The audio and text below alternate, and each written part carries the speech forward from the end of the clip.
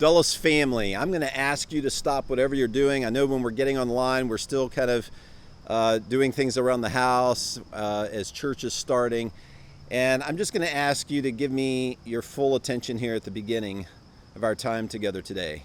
Our world is a stressful place right now. That goes without saying. And I think it's interesting we're outside today. We're recording here today because of this really amazing weather we've had the end of the week and going into the weekend after torrential rain from the hurricane. And it's a metaphor that I recognized years ago. I actually recognized it on my own talking to my dad about the weather, that anytime a major hurricane kind of comes through this area with lots of wind and rain, the day or two or the days that follow seem to be like perfect weather, just gorgeous.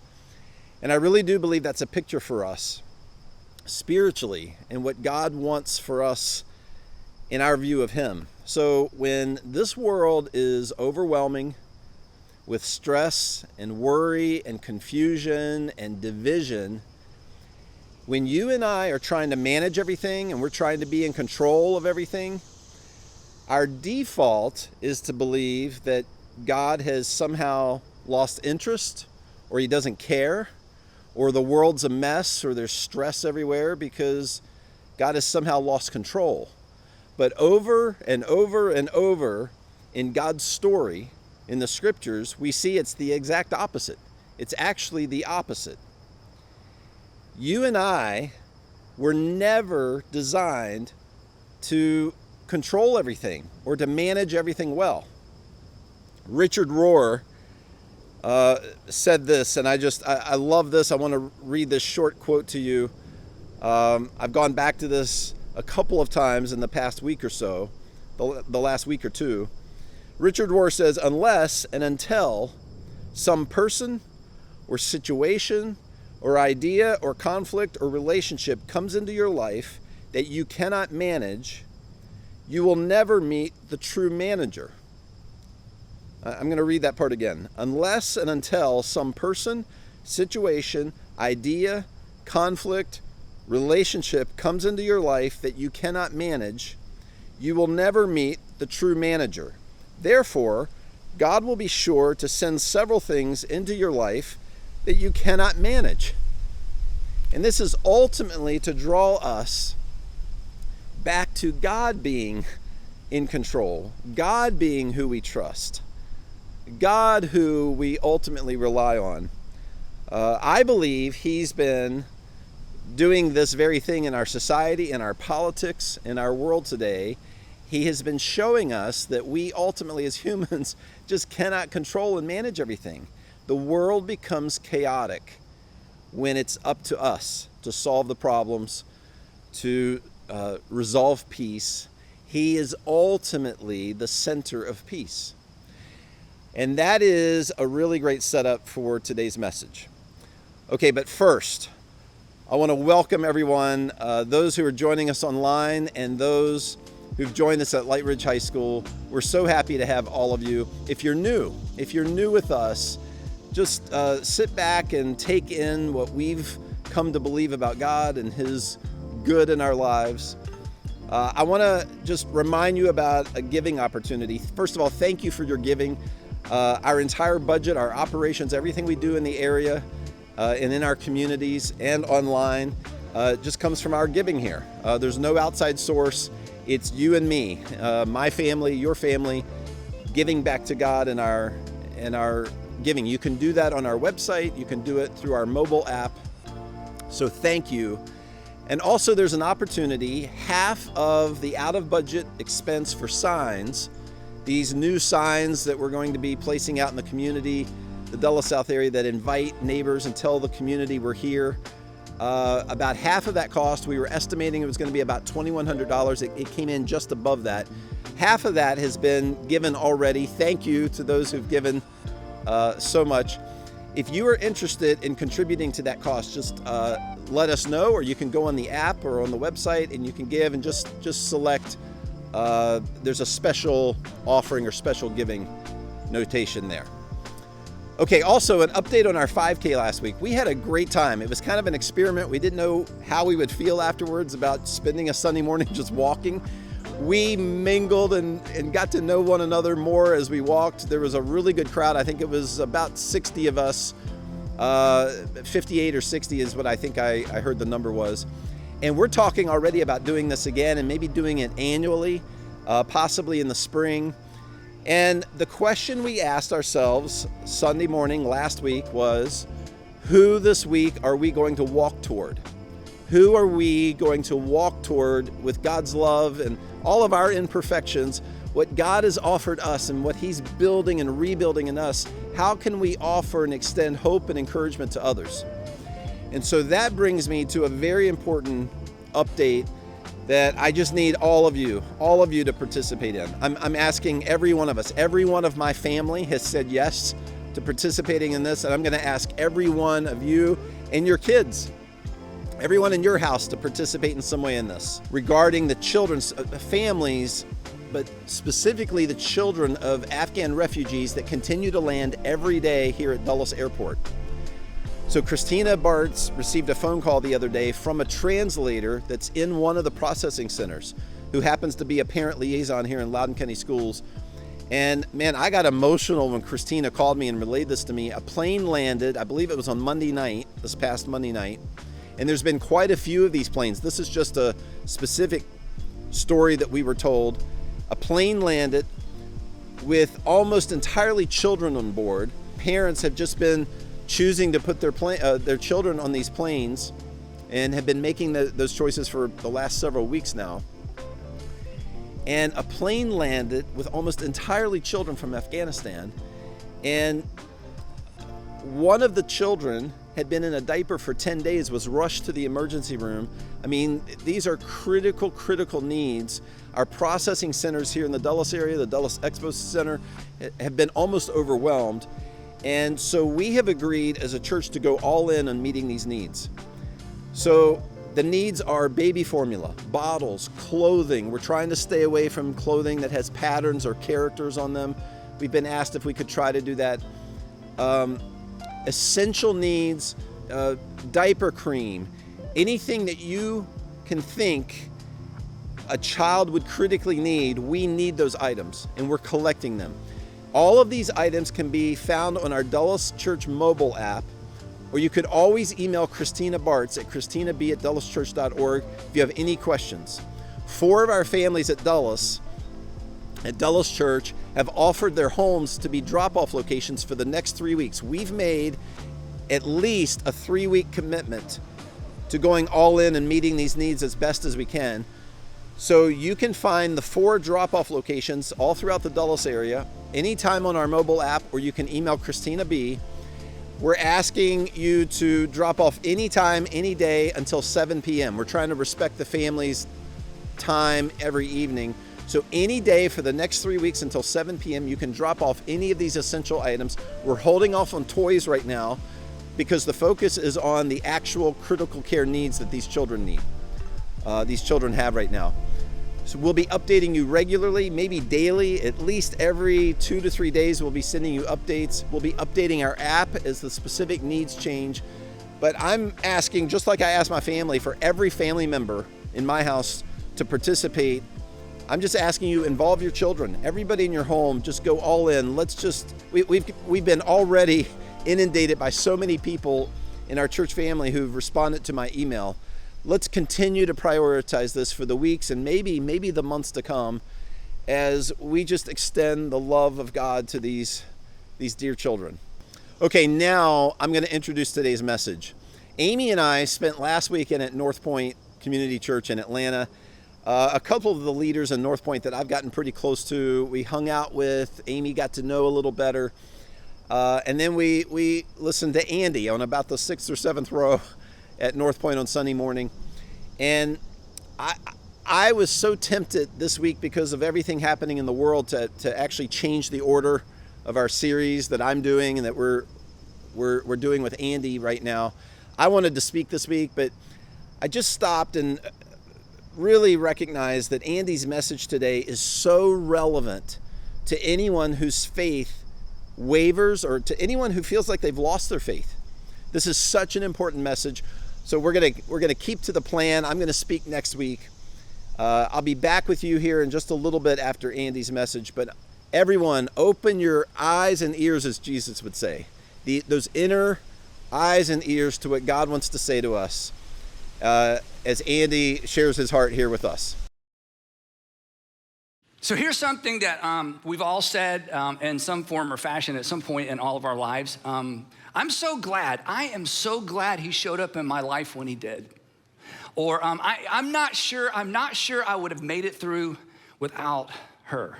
Or I would not be where I am today apart from them. If it wasn't for him, if it wasn't for her, if it wasn't for them. As soon as I put these statements up here, all of us can think about that one person or that group of people or a couple of people that you think, wow, if they had not shown up when they'd shown up, or if they had not been in my life, I certainly wouldn't be where I am today doing what I'm doing today. Obviously, I would not be doing what I'm doing today without my dad. I think a lot of us would say it was a parent or your parents that kind of set you up for success. You're so grateful for your parents. You weren't always so grateful for your parents, but you are now. Others of us have had mentors in our lives. Charlie Renfro is a mutual friend of our family, was a mentor in my life. Charlie taught me so much about organizational life and how to navigate organizational complexity. He used to walk in and we'd have breakfast. He'd say, Andy, what you working on big? What you working on big? And I wasn't working on anything big, but he helped me think big. And when I think about the people in my life that kind of dropped in at the right time, he's one. Another guy who dropped into my life at a critical time was a guy named Steve. Steve was my counselor. And Steve used to ask me these awful questions that just would drive me nuts. And I would kind of have worked myself up into thinking, oh no, this is gonna happen and that's gonna happen. This is gonna happen. This will never happen. And I would worry. And then Steve would say things like this. He'd say, Andy, do you think God's hands are tied? What an awful, wonderful question is that? Because I had sort of predicted my own future and I'm sure things are gonna work out. He'd say things like, do you think God's hands are tied? So again, just came into my life at just the perfect time. And then of course, Sandra, my wife, you're gonna think I'm just trying to be a sweet husband. I promise I'm not exaggerating. People who knew me before Sandra and I were married are so grateful for Sandra. Here's what they'd say. I promise, I'm not exaggerating. They would say, we are sure he would not be where he is today apart from her. And they are not wrong.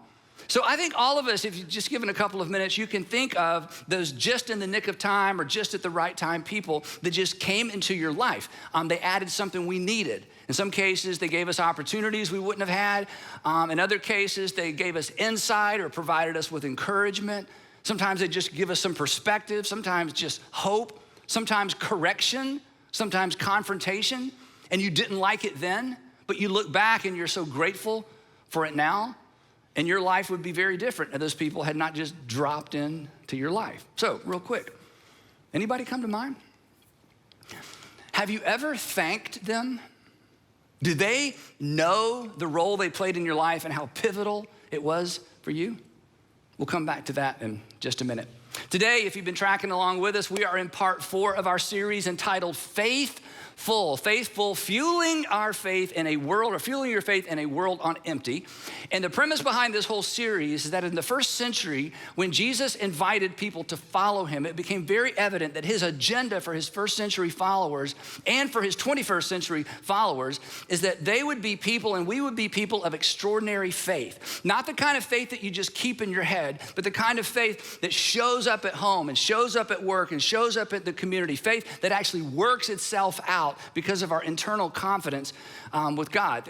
Faith that doesn't change things and faith that doesn't confront things is really not a very useful faith. In fact, as we saw, James, the brother of Jesus, said that kind of faith is dead. It's actually useless. And this explains this whole idea of an active, gritty, in the real world faith is why Jesus, or it explains Jesus' initial invitation to people. His initial invitation was not believe me or even believe in me. His initial invitation was follow me, In fact, and Jesus never changed this invitation. And if you are part of one of our churches or one of our faith communities, we talk about this all the time, that the invitation is actually to step into the real world and to step into the environments we live in and work in and play in, and to live our faith out in such a way that people know there's something in our minds and in our heads and in our hearts that perhaps is different. And Jesus never altered this invitation. Now, as we said before, the church came along and kind of watered it down and kind of dumbed it down and reduced the invitation of Jesus to simply believe in me.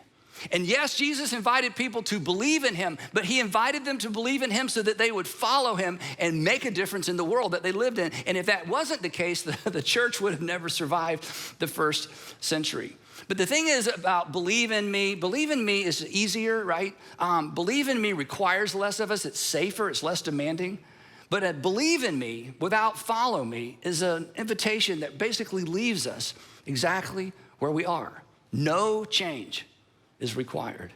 But Jesus did not invite people to merely believe things or even believe things about him. Because, as we know, belief all by itself doesn't make a difference. It's doing, it's following that makes a difference in our lives, and it's doing and it's following that makes a difference in the world. In fact, belief alone, if it only stays in your head and never gets into the activity of your life, actually creates a feeble, frail, and fragile faith.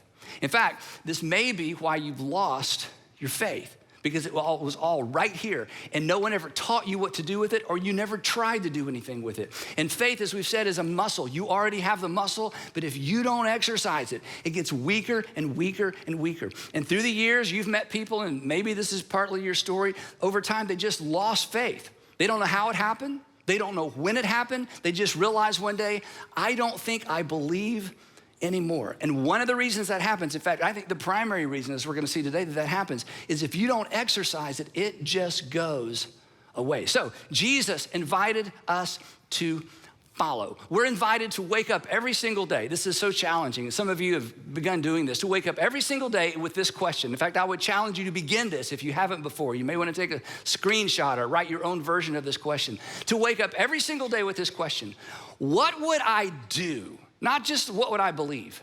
What would I do? How would I live? How would I respond? How would I react? What would I attempt? What would I initiate? What would I avoid? How would I respond to her? I know how I have responded. I know how I have responded to him. But how would I act? What would I do if I was confident, if I was absolutely confident that God is with me? That's what it looks like to walk by faith. As we said last time, walking by faith isn't coming up with some ideas and imposing them on God. Walking by faith is stepping into the real world as if God is who Jesus revealed our Heavenly Father to be. So in this series, we are asking and hopefully answering this question: what fuels or facilitates the development of active, enduring faith? In other words, if we're to be people of great faith, not just head faith, but active faith, what is it that creates that kind of faith, that go the distance faith, that in spite of faith, that follow Jesus anyway kind of faith? What are the essential ingredients that if we stirred them together would create in us the kind of faith that we've seen in other people? And I'm gonna tell you a story about one in just a minute. The kind of faith that we see in people that gets them through very, very difficult times, and you watch them navigate those difficult times with faith, and you think what I think: what would I do if I were in their situation? What would I do if that happened to me? How would I respond if I had that kind of loss or suffered that kind of tragedy? And as we said through the series, based on the teaching and the teaching of Jesus and what Jesus modeled, and based on literally hundreds of conversations with men and women who have maintained strong faith, gritty faith throughout their life, we've come to the conclusion that there are at least 5 things that God uses to grow up and blow up our faith. 5 things, again, there may be 7, there may be 10, but every time people tell their faith story, they always, 100% of the time, they always get to all 5 of these things. So we decided to unpack each of these 5, and 2 weeks ago, we started with the first one, practical teaching. We said that when anybody tells their faith story, they always talk about the first time someone opened the scripture for them in such a way that they knew what to do with what they believed. And so many times in so many churches, unfortunately, it's all about changing your thinking, or it's different ideas, or it's thoughts, or it's theology.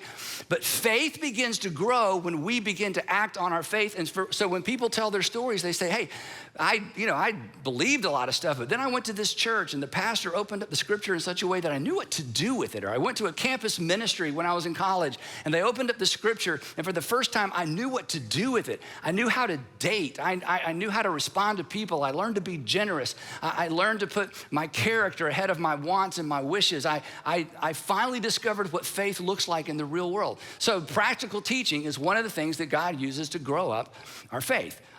Because until we have handles and until we have application, we don't know what to do. And here's why it works. We talked about this.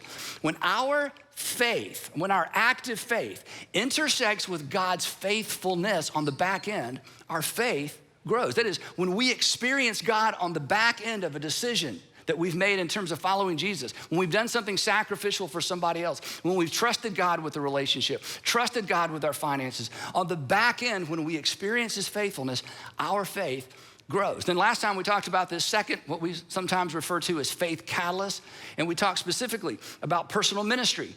When people tell their story about their faith, they say, yeah, I remember the first time I felt the nudge to serve somebody else, to step in and lead a group, to go on a mission trip, to begin giving consistently, to begin serving other people, and I didn't feel adequate, I didn't feel prepared, I knew they were gonna ask me questions I couldn't answer, I knew the kids in the class were smarter than me, I knew I was gonna be around a bunch of adults who'd been a Christian longer than me, but I just felt this nudge, and when I stepped into that environment of serving other people in Jesus' name, something happened on the inside of me. My faith grew. God came through, and when God came through, my faith grew. So today, we're gonna talk about the third of 5 things that God uses to grow our faith, and we refer to it as providential relationships. Providential relationships.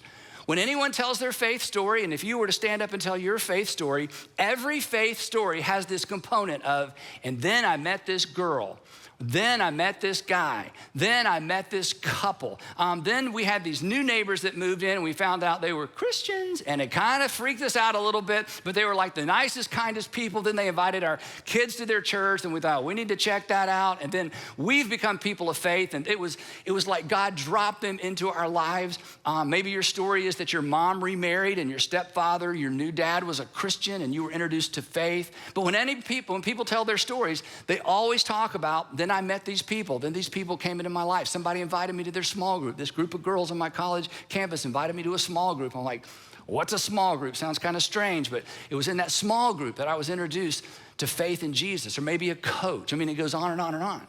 But the point is this, when you consider your story and when you consider those people in your story, it's as if God dropped them into your story, right? It's like he dropped them right into your life at just the right time. And in the moment, you don't know that. But as you look back and you think about what a defining moment that was for you, when you think about the change that happened because of that relationship, you can't help but feel that it was somewhat providential. It was like it was divine intervention.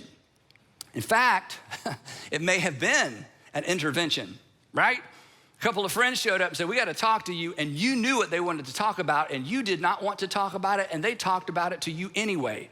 And it was a reversal for you, a change for you. And as much as you resisted and as angry as you were because they were sticking their nose in your business, you look back now and you think, you know what? You say, those were some of the best friends I ever had. That was providential. God brought them along at just the right time. And I don't know where I would be today if it weren't for those 2 guys, for those 2 girls, for that group of people.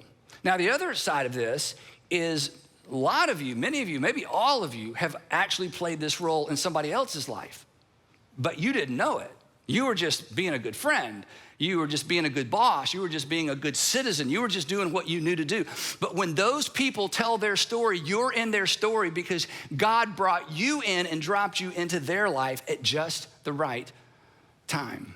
But for the person on the other side of your defining moment, you know, the person that God dropped into their life, again, we don't know when it's happening. We always know in retrospect. We only know when we're looking back.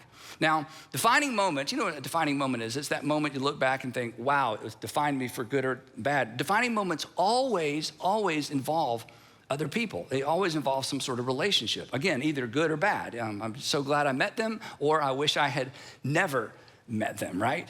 So we shouldn't be surprised. We shouldn't be surprised that one of the things that God uses consistently to grow up and blow up our faith are relationships. Because this is actually how Christianity began. Do you know how Christianity began? It began like this, that God sent his son into the world as one of us to interact with us, to change us. That's the gospel. that the whole Christian story began, that the Word, God, was made flesh. He became one of us, showed up on planet Earth, and began intersecting with the lives of people. And anybody whose life intersected with Jesus, it was a defining moment. It was clearly providential because Jesus had been sent from God. And then those people began to intersect with other people's lives. And again, those were defining moments, providential relationships as well. I want to tell you about one real quick. It's kind of one of my favorite little Jesus narratives that doesn't get a lot of attention. Jesus comes to a young guy named Philip, and he says, Philip, I want you to follow me. And he had invited Peter, Andrew, James, and John. He says, Philip, I want you to follow me. And Philip, instead of just saying, okay, I'll follow you, Philip says, okay, but I need you to wait here for just a minute. And Philip goes and he gets his buddy Nathaniel. And he says, Nathaniel, you're not gonna believe this. We have met the Messiah. And Nathaniel's like, sure you have. Sure you have. I mean, we've been waiting for the Messiah for hundreds of years. You haven't met the Messiah. Besides, who is this Messiah? And Philip's like, no, it's Jesus of Nazareth. And Nathaniel's like, no, the Messiah doesn't come from Nazareth. In fact, nothing good comes from Nazareth. Nazareth, can anything good come from there? So he disses Jesus' hometown. I mean, Nathaniel is just not interested. At which point, Philip, if he were like most of us, would be like, okay, you just stay here and have your little itty bitty insignificant life. I'm gonna go follow Jesus. We're gonna change the world. My name's gonna be in the Bible. Your name's gonna be nowhere, okay? So that would have been the logical thing to do. I'm gonna follow Jesus. I gave you a chance, okay? For the rest of your life, you're gonna look back on this deal. You should have bought Google stock and you should have followed Jesus, okay? But you missed it, okay? So anyway, instead of that, Philip's not gonna give up. You know what he does? This is so powerful. Philip says, okay, look, Nathaniel, I don't know about the Nazareth thing. I don't know about where the Messiah is supposed to come from, but I'm just telling you, look, come and see. This is the greatest invitation. I can't answer your questions. I can't explain it. Just come and see. And Nathaniel meets Jesus and recognizes who Jesus is. And Nathaniel thanks Philip for the rest of his life because he had a ringside seat. Nathaniel got a ringside seat to what God was doing in the world to bring about the salvation of the world. And he would have missed it if it hadn't been for Philip. And Philip almost allowed him to miss it, but he just didn't say, he just wouldn't give up. And don't you know, I mean, every time Jesus did something amazing, that, Nathaniel would turn to Philip and say, I'm so glad you invited me. I'm so glad you invited me. I almost missed it. Now, that little piece of narrative reminds me of something that happened to me and to Sandra and to me that I want to tell you about. Many years ago, a couple moved from the Northeast to Alpharetta, right around here where we live. And their neighbor, Nick, realized they weren't church people, they weren't faith people, and didn't seem to be interested. So Nick decided to invite them to his church. He didn't attend one of our churches. He had attended a church in their community. So he invited them to church. Tim, the husband, was like, I don't know. Carla was a little more open, but Nick just stayed on top of it. So he finally got them to attend their church. They went, and then they went to a couple of special events. Tim, the husband's like, I really don't want to do the church thing. And Carla was trying to be polite to the neighbor. So after 4 or 5 or 6 visits to their church, Tim and Carla said, Nick, thank you, but no thank you. We appreciate it, and just no more of that. Well, if you're Nick, you're thinking, I get extra credit. I invited my neighbors to church, and they didn't want to go to church, but God, I've been persecuted for my faith and rejected, and, we'll forget this, right? You know what Nick did? This is amazing. Nick was so convinced that Tim and Carla needed faith in their life. He said, okay, well, I want to take you to a different church. And Nick... And Tim's like, I don't want to go to any church, not even a different church, no church. Carla was like, okay, and Nick just stayed on time. And so Nick invited Carla to North Point Community Church. He brought her to the 9 o'clock service. Then on the way back to drop her off, had to explain what they had just experienced because this was really different than anything she'd experienced in church before. Drops her off, and then he went to his church. And the next Sunday, he did the same thing. And the next Sunday, this went on for so long. Their 2 kids said to their dad, Daddy, where does Mr. Nick and Mommy go every Sunday morning? This is kind of strange, true story. So eventually, Carla brought the kids, and Nick would just go to his own church afterwards. He wasn't trying to change churches. He just felt like this couple needs to be in church. His family needs to be in church. Carla brought the kids got involved and loved it. Finally, Tim, like whatever. So Tim began to come to North Point. And as Carla said to me, this is a quote when I called her this week to make sure I had all these facts straight. She said, and Andy, the rest is history. They got super involved. I met Tim on the baseball field. His oldest son and my oldest son, Andrew, have become lifelong friends. They're friends to this day, went to the same high school. We're in the same small group here. Tim joined a guest services team. They both just got super involved. They joined our small group. In fact, I heard this story in our community group when we were going around sharing stories. How did you get into church? What's your faith story? That's the story they told. They talked about Nick. So we become lifelong friends. And then in 2013, Tim was diagnosed with ALS, this horrible, horrible, terrible disease that you know about. And his doctor said, you got 3 to 5 years to live, Tim. So our community group became, the Tim group. We were Team Tim and Carla. We're just gonna carry them through this awful time. That was 2013. Tim is still alive today. But during that time, as we watched him slowly deteriorate, I'm telling you, watching his faith and watching Carla's faith is one of, if not the most inspiring things that has happened to me as an adult as it relates to my faith. In fact, several years ago, our parts of our community group would go do the ALS walk or the walk to defeat ALS. So one year when I was there, I took this picture. I want to show you this picture I took with my phone. This is not Tim. This is Tim. And I saw Tim coming. This is a buddy that was in his support group that has since passed away. Tim saw us. He's walking over. Then he saw his buddy, and he immediately, so emotional to me, went down on one knee and just took him in his arms. And Tim pastored his ALS support group. I think all of them have passed away. He is the lone survivor. He's like the survivor. He's like the granddaddy of the bunch. He's since lost his voice. I'll tell you more about that in just a minute. But watching his faith and watching his love for these men and women, but primarily men who are navigating this dreadful, dreadful disease, I'm telling you, and sitting in a small group. In fact, Tim, ALS generally starts low and goes high, or high and goes low. For Tim, it started high, so he early on began to lose his voice, and as it was more and more difficult to understand when Tim spoke, he said to me one time, he said, Andy, he said, I would like to lead our small group as much as possible until I can no longer lead it. That's Tim. Tim's on a guest services team. I told you about, some of you know Tim. Tim kept trying to quit the guest services team because it was hard to understand. It was difficult for him to walk as time has gone by. I'm only laughing because he told the most hilarious stories. And the guest services team here wouldn't let him quit. Like, Tim, you're coming, you're gonna show up, we're gonna give you a vest. Finally, he couldn't walk and he couldn't talk, so they put him in a golf cart with a middle school girl. They said, you drive, she'll do the talking. And there are some of the things that happened that it would take too long for me to describe that are so funny because he has maintained his sense of humor in the midst of this dreadful, dreadful disease. But I'm just telling you, for the folks in our community group that have walked this walk with him, our faith is bigger and our faith is richer and our faith is more gritty and real worldly, watching them maintain their faith in God through these difficult, difficult times. That's the power of providential relationship. But again, we couldn't have chosen that. You don't choose a providential relationship. In fact, you can't create a providential relationship. If you created it, it wouldn't be providential, right? But here's the thing. We should all, and we can all be proactive in getting into relationships with people whose faith informed their decisions and whose faith informed their responses to the difficulties of life. This is the part we can do, because being in proximity, as we're gonna see in just a few minutes, is one of the things we can do to ensure that our faith grows because of who we're doing life with. Now, the author of Hebrews weighs in on this. Hebrews is a book in the New Testament. It's not actually a book. It's like a long, complicated sermon. We just call it a book because it's part of the New Testament. We don't know who wrote Hebrews. You probably know that. It's probably a man. And in one section of Hebrews, the author is urging these Galileans and these Judeans, these sons and daughters of Abraham, not to give up their faith in Yeshua and Jesus and Messiah. So they believed in God, but they were new to faith in Jesus. So he's urging them, don't give up, don't give up, don't give up your faith.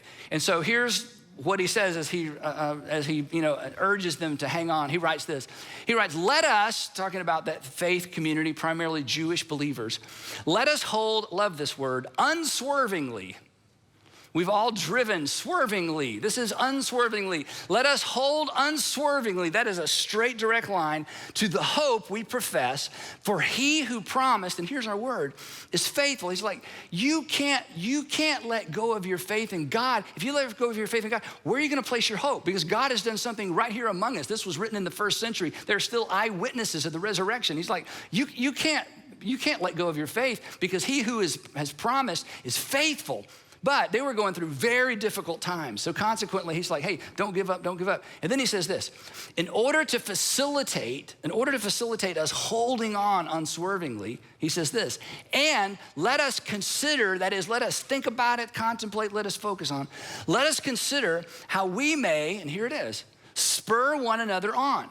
He's like, if your faith is gonna remain rock solid, if you're gonna maintain your faith, you're gonna need some other people, and some other people are gonna need you. He says, I want you to give some thought to how you can spur other people on in their faith. And then this is the great part.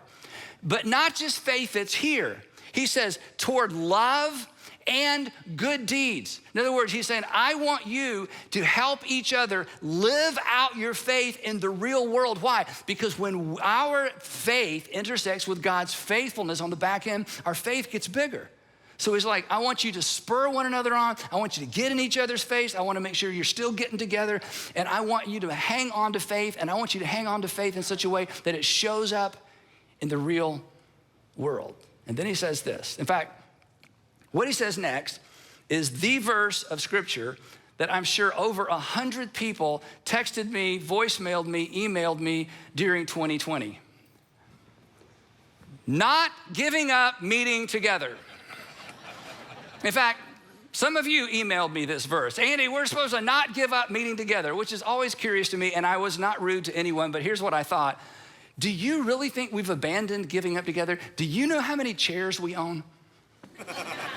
We own more chairs in all of our Atlanta area churches than any other organization I know about. We have not abandoned giving up together. We just took a pause. We just took a break. But anyway, lots of people sent me this verse, which is always curious to get verses from people like, oh, I've never seen that in my whole life. Okay, but anyway, those are what things I think, not the things I say, except to you. Okay, so let me read it again.